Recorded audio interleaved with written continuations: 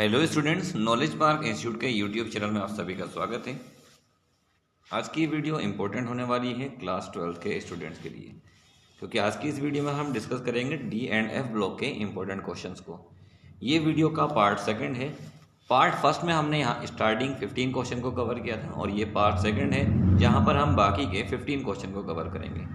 अगर आपने अभी तक पहली वीडियो नहीं देखी है तो आप ऊपर दिए गए लिंक से पहली वीडियो को देख सकते हैं या फिर आपको लिंक डिस्क्रिप्शन में भी मिल जाएगा। चैनल को सब्सक्राइब नहीं किया है तो चैनल को सब्सक्राइब भी कर लें, साथ साथ बेल आइकन को भी दबा लें ताकि आने वाली इंपॉर्टेंट वीडियो के नोटिफिकेशन आप तक आसानी से पहुंच सके। चलिए वीडियो को शुरू करते हैं।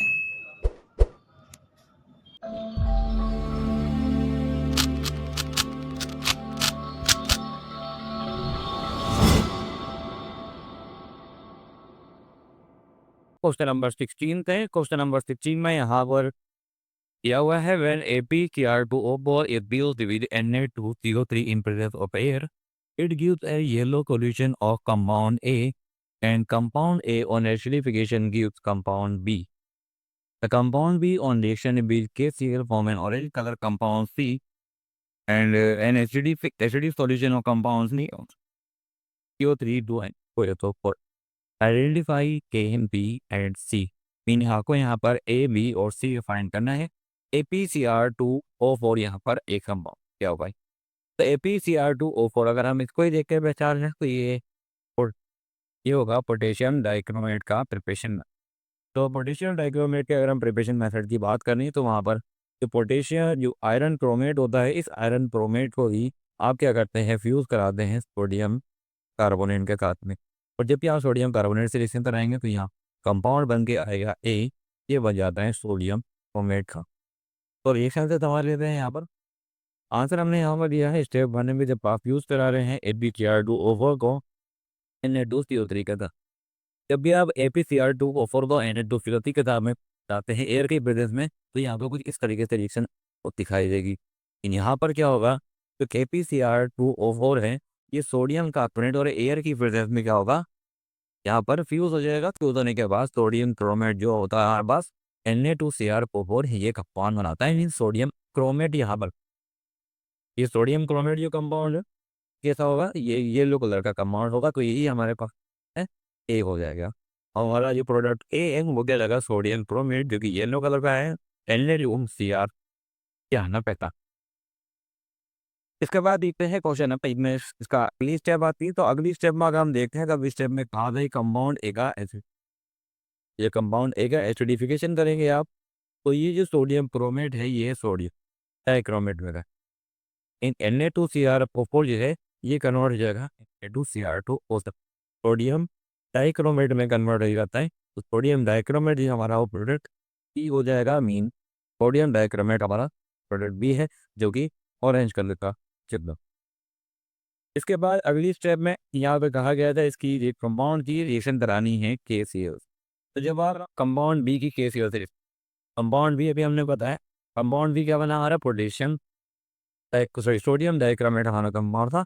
और जब आप इसकी रिएक्शन निकाल लेते हैं पोटेशियम क्लोराइड से तो बन जाता है पोटेशियम डाइक्रो। अब ये पोटेशियम डाइक्रोमेट बन जाएगा और पोटेशियम डाइक्रोमेट हमारा क्या होगा, प्रोडक्ट ही हो जाएगा। और ये भी कैसा कलर का होता है, ये हमारा ऑरेंज कलर का। तो इस तरीके से जो हमारा ABC वो अपने पर एडिट। इसके बाद आगे क्वेश्चन में यहाँ पर दिया हुआ था ऑक्सीडेशन के बारे में। It oxidise Na2SO3 NO2। Na2SO3 को Na2SO फॉर्म में ऑक्सीडाइज इन ऑक्सीडाइजिंग प्रॉपर्टी है पोटेशियम डाइक्रोमेट की। तो पोटेशियम डाइक्रोमेट की हमने ऑक्सीडाइजिंग प्रॉपर्टी पढ़ी थी। जब भी आप पोटेशियम डाइक्रोमेट को क्या करा एसिडिक मीडियम में सोडियम सल्फाइड के रिएक्शन कराते हैं तो यह सोडियम सल्फेट बना लेता है, मीन कहते बोल सकते हैं।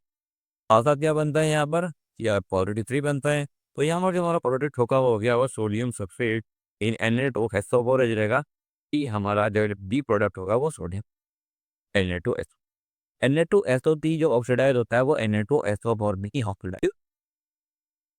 तो कुल मिला के फाइनल आंसर अगर यहाँ पे देखें तो फाइनल आंसर कुछ हमारे इस तरीके से हो जाते हैं। हमारे जो ए हो जाएगा वो जो क्रोमेट, ई हो जाएगा हमारे पास यहाँ पर सोडियम डाइक्रोमेट, उसके बाद ही हो जाता है हमारे पास पोटेशियम डाइक्रोमेट, और डी हमारा हो जाता है यहाँ पर सोडियम सल्फेट मीन Na2 इसके ऊपर यहाँ तो ये चारों ऑप्शन इस तरीके से यहाँ पर आ जाएंगे। आज से एग्जाम में इतना ही लिखा जाएगा, ABCD आपको आइडेंटिफाई। इसके बाद चलते हैं अगले क्वेश्चन की ओर।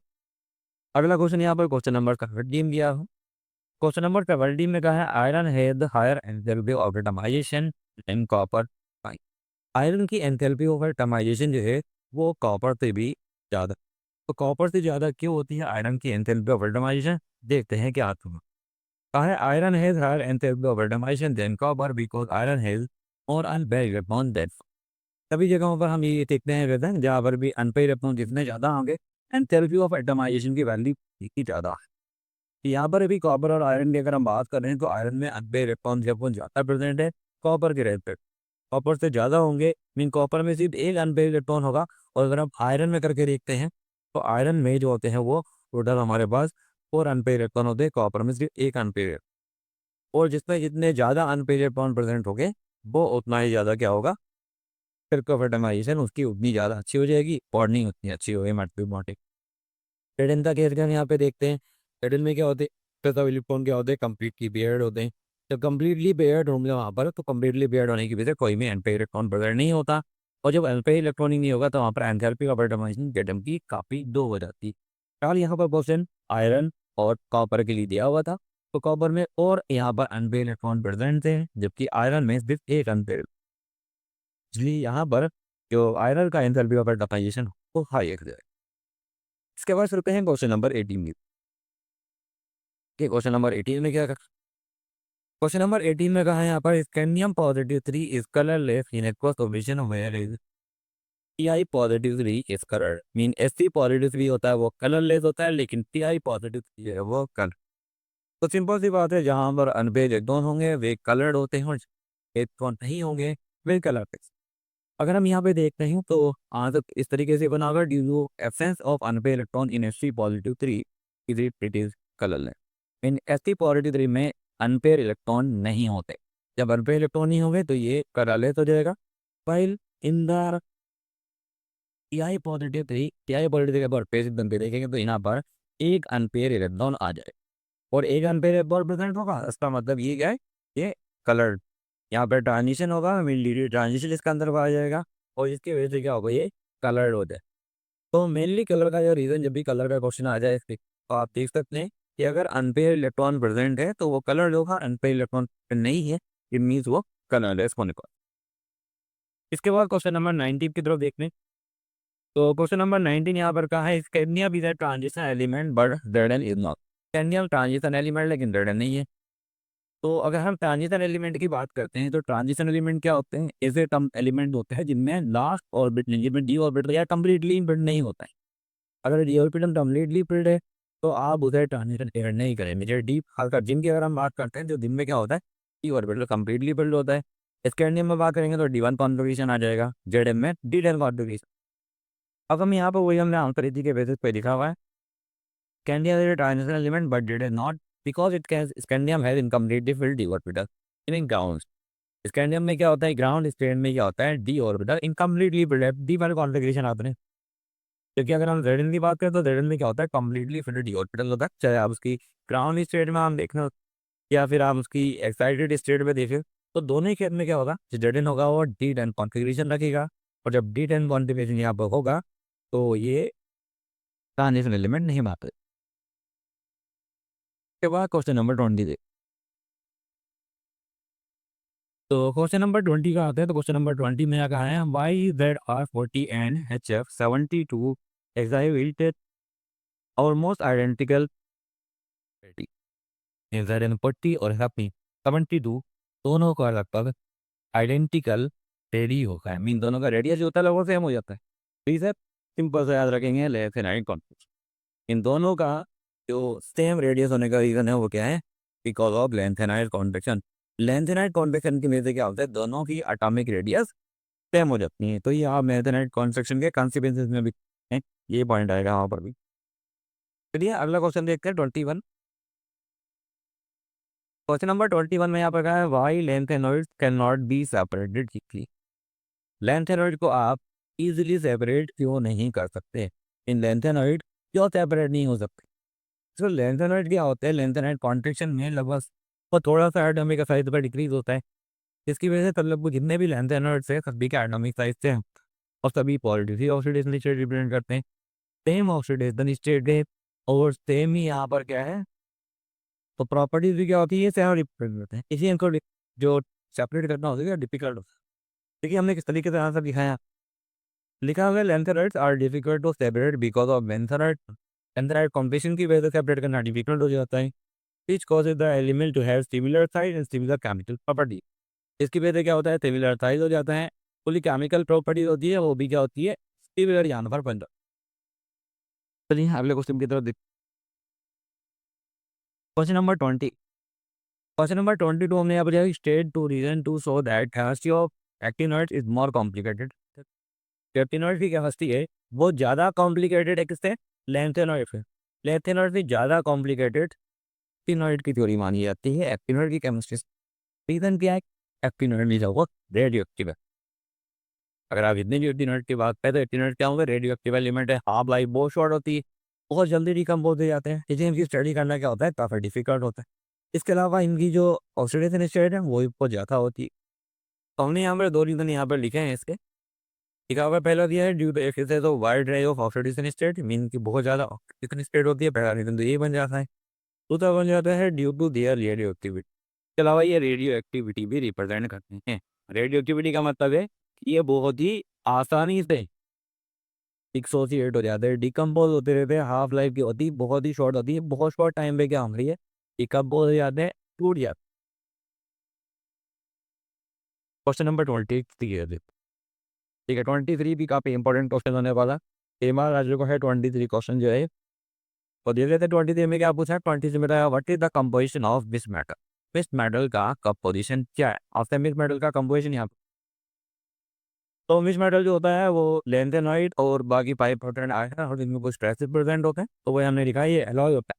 तो misch metal is an alloy that is made up of 95% lanthanide, याद रखेंगे। 5% आयरन होगा, इसके अलावा कुछ ट्रेसेस होते हैं सल्फर के, कार्बन के, कैल्शियम के और एल्यूमिनियम के, यहाँ पर ट्रेसेस भी प्रेजेंट। कुल मिला के 95% अंकल लेंथ एंड वेट यहाँ। इसमें मेनली क्या होता है, सीरियम होता है, ये भी याद। इसके बाद हम क्वेश्चन नंबर 24 की तरफ आते हैं। क्वेश्चन नंबर 24 में यहाँ पर कहा है name the lanthanoid element that exhibit positive for oxidation state. Mean कौन सा यहाँ पर कहा गया है, उस एलिमेंट का आपका नाम बताना है जो कि positive for oxidation state represent करता। कोई ऐसा लेंथेनॉइड बताना है जो कि पॉजिटिव फॉर ऑक्सीडेशन, यहाँ पर four F O U R spell हो गया पर इंडरी बगैर। आंसर अगर यहाँ पे एक तो सीरियम। सीरियम का है लेंथेनॉइड की पॉजिटिव फॉर ऑक्सीडेशन स्टेट में रिप्रेजेंट करता है। रीज़न क्या है, क्योंकि अगर अब इसका कॉम्प्लिकेशन करके देखेंगे सीरियम का, तो कॉम्प्लिकेशन करने पे क्या होगा, जब ये पोर पॉजिटिव पोर ऑक्सीडेशन स्टेट रिप्रेजेंट, तो इनमें डी जीरो कॉन्प्लिकेशन आ जाता है और डी जीरो कॉन्प्लिकेशन की वजह से हिस्सा भी हो रहा है। इसके अलावा और भी एलिमेंट है जो कि यहाँ पर positive for oxidation state represent कर सकता है, लेकिन ये ऑक्सीडेशन स्टेट क्या होगी उनमें अदिस्टर्ब होगी। से जैसे डायमियम है, न्यूडियम है, टर्बियम है, और यहाँ पर डी वाई और दिया हुआ है जेड जेड यहाँ पर 66 सभी का एटॉमिक नंबर गिवन है। ये भी कुछ एलिमेंट है जो यहाँ पर positive for oxidation state represent. Question number 25 के, क्वेश्चन नंबर 25 भी काफ़ी ज़्यादा आने वाला क्वेश्चन है, ये भी कई बार आया है।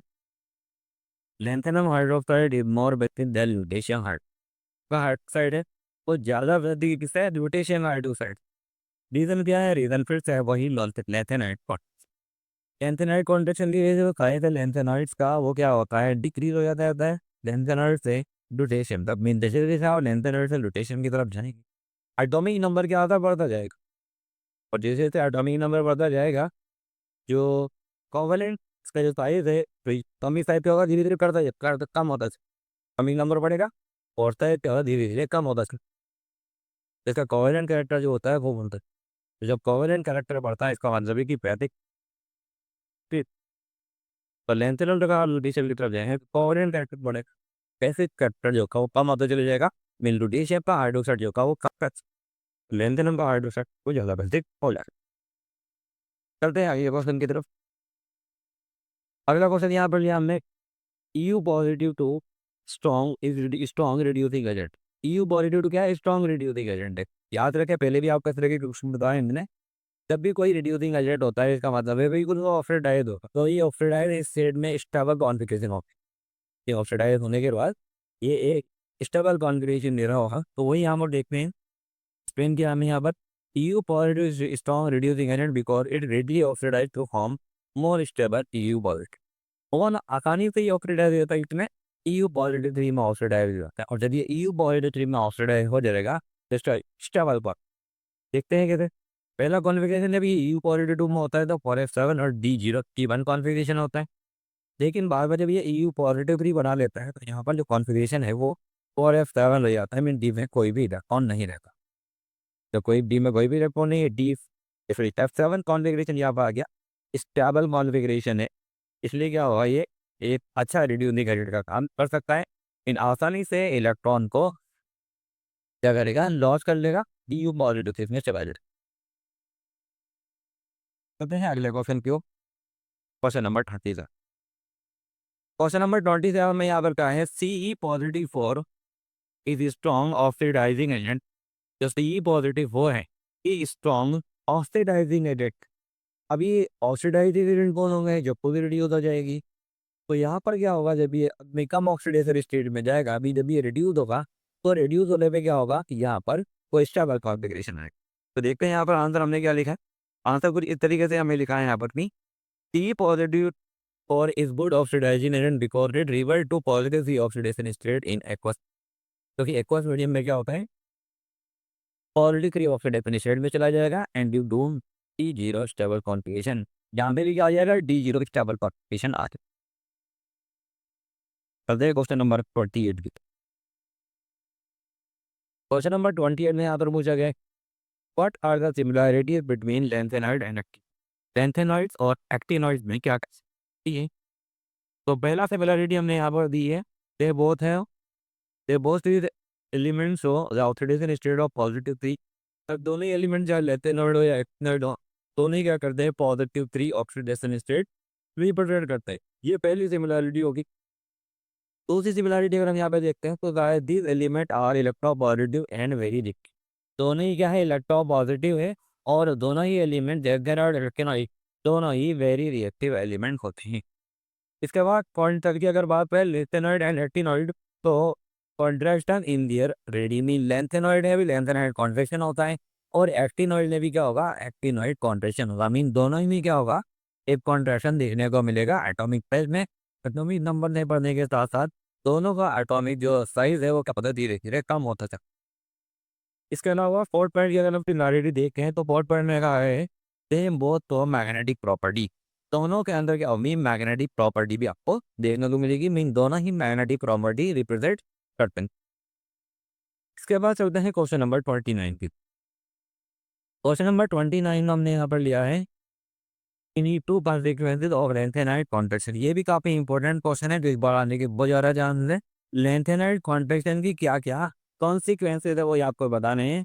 तो यहाँ पर टू कॉन्सिक्वेंसेज हमने दिए हैं। पहला लिया small change in the atomic radius because of lanthanide contraction lead to difficulty in the separation of lanthanide. Atomic radius है बहुत थोड़ा सा चेंजेस होता है, जब बहुत थोड़ा सा चेंजेस होता है तो उससे क्या होता है, लेंथेनाइड्स का सेपरेशन क्या होता है, काफी डिफिकल्ट हो जाता है। इसके बाद दूसरे पॉइंट को अगर हम देखें तो दूसरे पॉइंट में यहाँ का लिखा हुआ है, due to lanthanide contraction these element occur together natural म्यूसन आर डिफिकल्ट टू से। और ये लेंथेनाइड कॉन्ट्रैक्शन की वजह से ये जितने भी एलिमेंट्स होंगे ये मिनरल्स के फॉर्म में मिलेंगे और इनको सेपरेट करना क्या डिफिकल्ट हो जाता है, कि प्रॉपर्टी सेम हो जाती है सभी की। और इसके बाद अगर हम देखते हैं क्वेश्चन नंबर 30। क्वेश्चन नंबर 30 हमने यहाँ पर लिया है transition metals form alloy. Transition metals alloy क्यों बनाते हैं, तो बहुत सिंपल सा आंसर आप यहाँ पे ले सकते हैं। जब भी आ जाए कि ट्रांजिशन मेटल ये एलॉय क्यों बनाते हैं, तो एलॉय बनाते हैं किसकी वजह से, ड्यू टू कंपेरेबल साइज। इनका एटॉमिक साइज जो होता है लगभग सबका सिमिलर होता है, इसलिए क्या होता है ट्रांजिशन एलिमेंट आसानी से एलॉय बना लेते हैं। तो ये कुछ 30 क्वेश्चन थे जो आपके एग्जाम के लिए बहुत ज़्यादा इंपॉर्टेंट है। ई ब्लॉक के ये क्वेश्चन हमने 30 क्वेश्चन दिए थे। इससे पिछली वाली पार्ट में हमने बाकी 15 क्वेश्चन कवर किए थे, 15 क्वेश्चन हमने इस वाली वीडियो में कवर किए।